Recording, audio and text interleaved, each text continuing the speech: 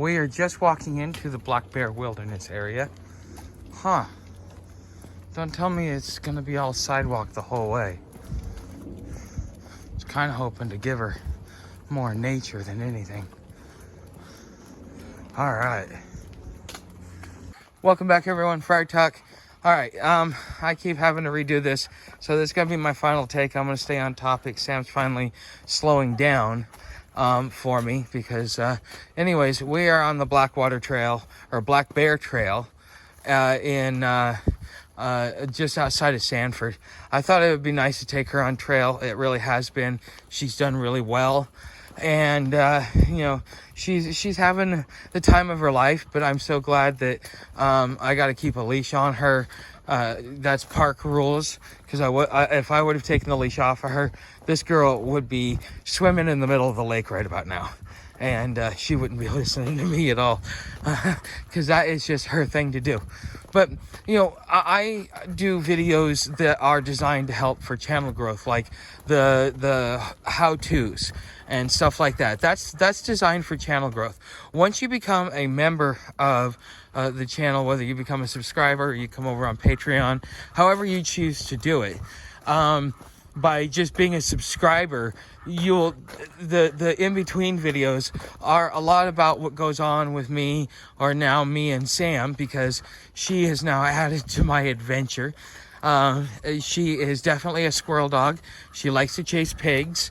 There's some wild ones out here. She just, I don't know, her breed is designed for it. And so, it is what it is. But I listen to your guys' comments, and I have been, observing what's going on with Sam, what works, what doesn't, and putting your suggestions into play. And,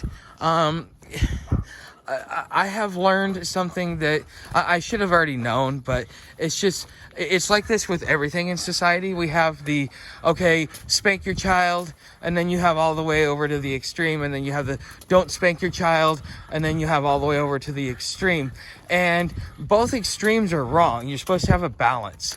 And, I keep asking myself certain things about Sam, such as, how is she disciplined within her pack?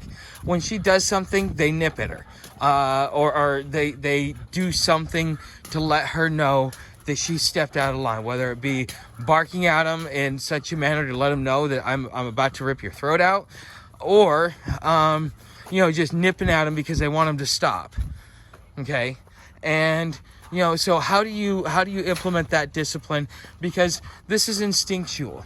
One thing that if you really want to give your pet the experience, this has nothing about love. It's about experience.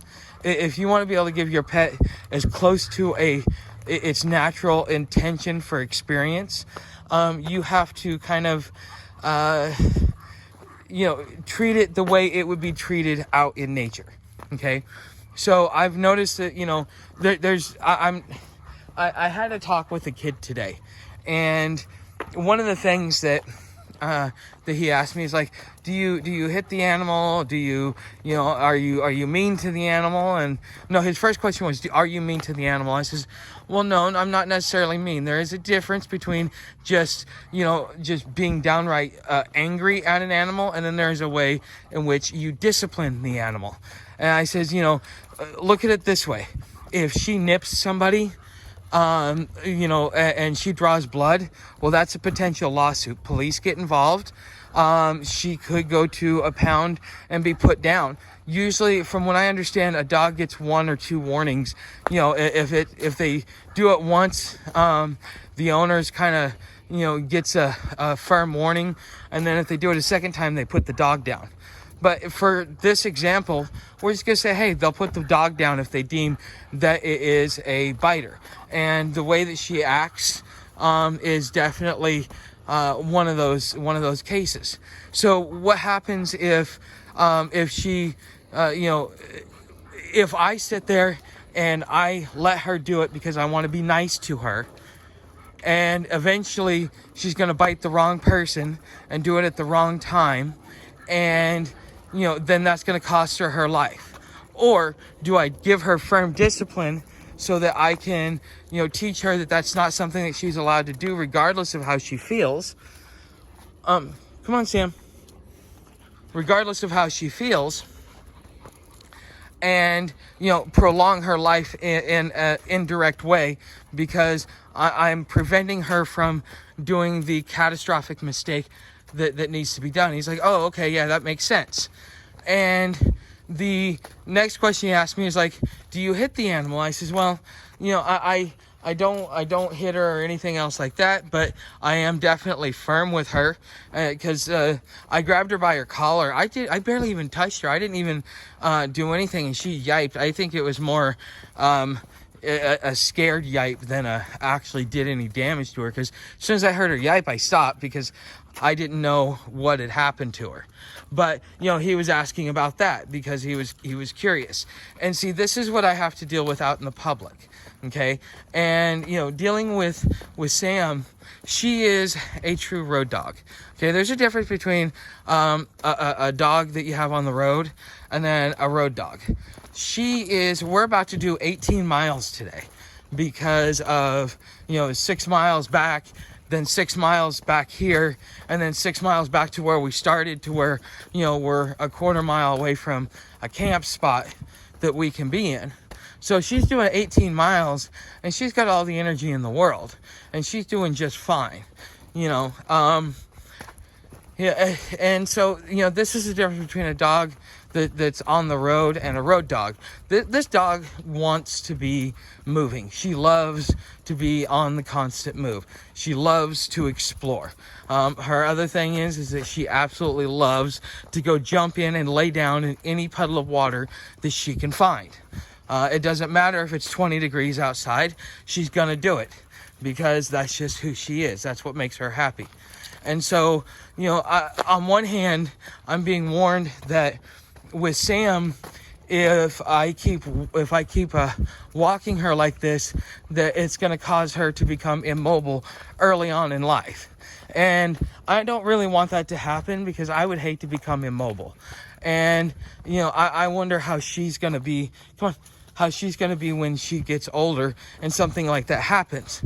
Or do I forcibly train her to go on the rails, and then, she, if there's an accident or something like that, it may cost her her life. But also at the same time, which do I do? Do I do it to keep her safe, or do I let her have the life that she wants to have? And I think in all, she just loves traveling. I don't think she cares how I travel because she wants to get on buses. Sam, come on, get up here. She wants to go on buses. She wants to, she doesn't seem to mind going on Sunrail. It takes her a minute to get used to it, but she's fine on the train, which that's something that, is working towards her training so that she can train hop. But then the thing is, after a couple of days, if we can't get a train and we don't have enough money for a Greyhound, we're going to start walking.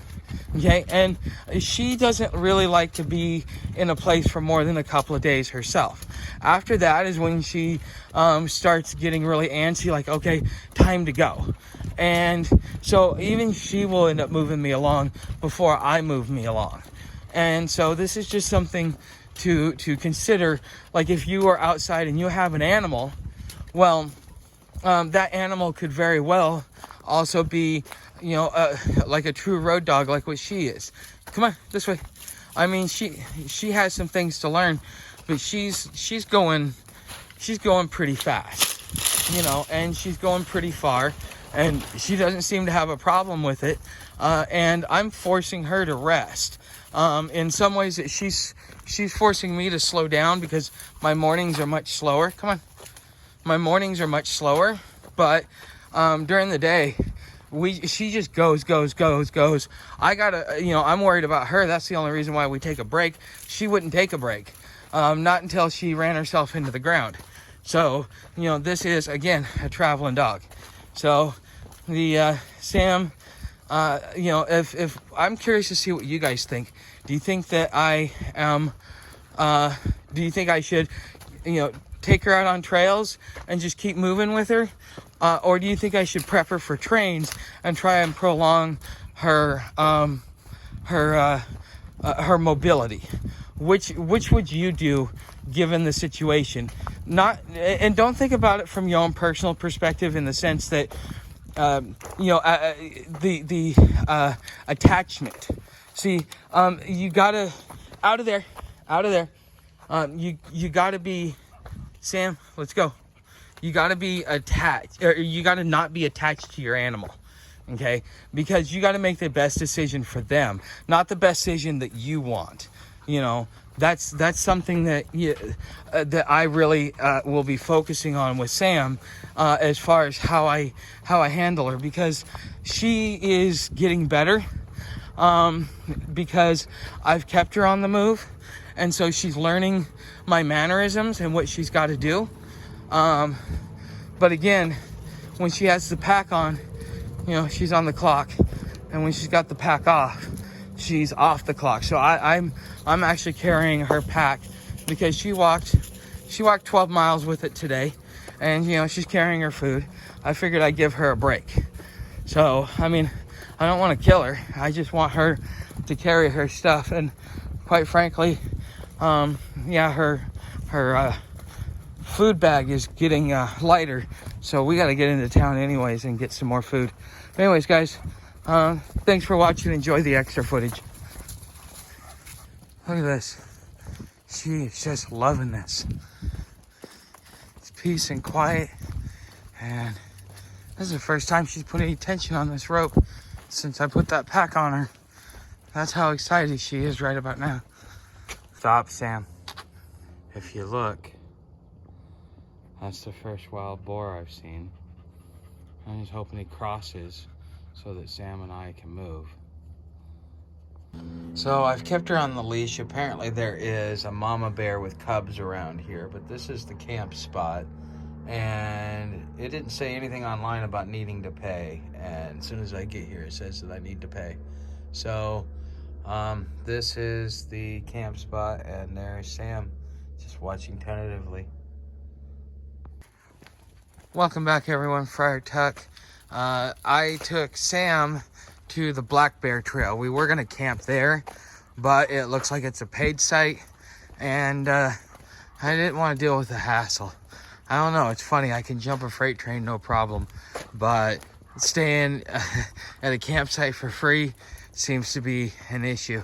So I've always had issue with that, though. Anyways, I want to talk about Sam and just kind of what I've learned about having an animal on the road, and also having a stray, because there's a lot to be. Come on, Sam. There's a lot to be said and to be talked about, because I have been reading your guys' comments. Sam, slow down. I've been reading your guys' comments, and you know, it has definitely made me ponder and observe Sam. So right now she's off the clock.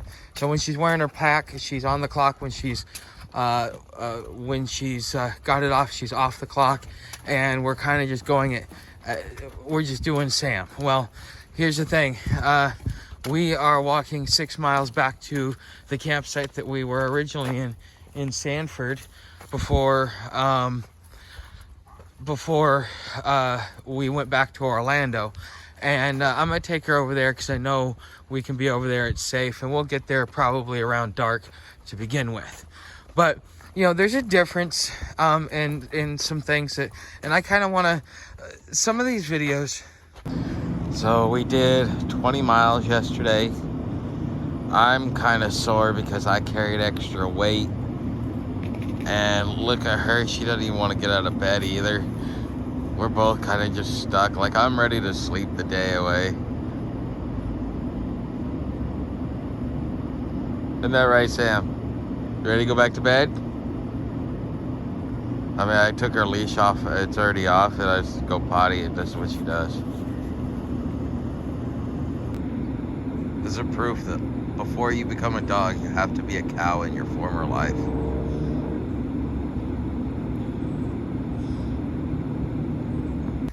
This is what a tired and pissed off dog looks like. Sam.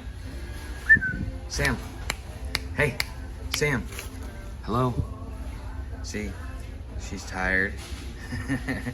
And she's really not having this today. Yeah. See, look at this. This is what happens when you run her 20 miles. I did this on purpose because I knew we were gonna fly a sign today. And look at her. She's just like, I hate you.